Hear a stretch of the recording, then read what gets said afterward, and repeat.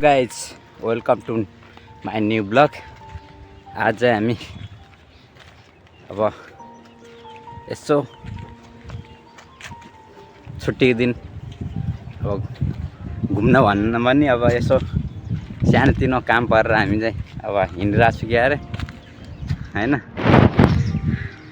हामी कहाँ जानु लाग्यो रे? उजाड भयो त यता चाहिँ उजाड भइरहेछ आगो लाग्यो भएर।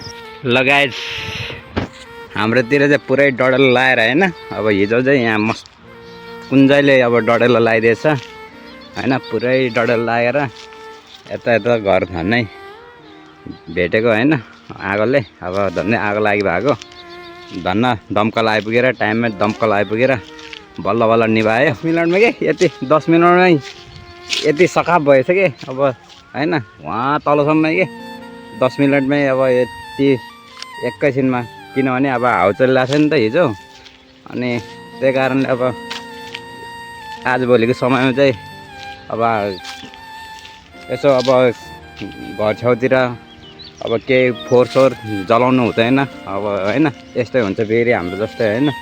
अब हिजो चाहिँ यहाँ झन्डै घरहरू जलेको अब त्यही दमकल आगो भएर अलि आगो निभाउन अलि सफल भयो। तलसम्म गएको थियो।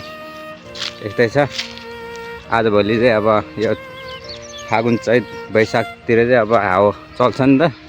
हावा चल्नुको कारणले यस्तो हुन्छ। त्यही कारणले अब फोहोर जलाउँदाखेरि अलिकति ध्यान पुऱ्याएर गर्नुपर्छ। सकेसम्म अब घर छेउतिर गर्नु हुँदैन। यहाँ चाहिँ पुरै अघि खोलाबाट भागेर आएर यहाँ त लुगिरहेछ गाईहरू। आएर बसेर हामी चाहिँ लुगिया जस्तो पनि यता तरकारी खोज्या जस्तो पनि गरिरहेछौँ। हामी चाहिँ यहाँ पुरै साग टिपिरहेछ होइन। घरमा आएर हामी चाहिँ दोकान भागेर आएको मजा यता बसिरहेछ होइन गाईहरू। ल गाइज हामीले चाहिँ यति माछा मारेर ल्यायो होइन। अब हामी चाहिँ पुरै अब माछा मारेर थियो होइन। अर्मी आयो हामी चाहिँ फरार कुद्यो कि होइन।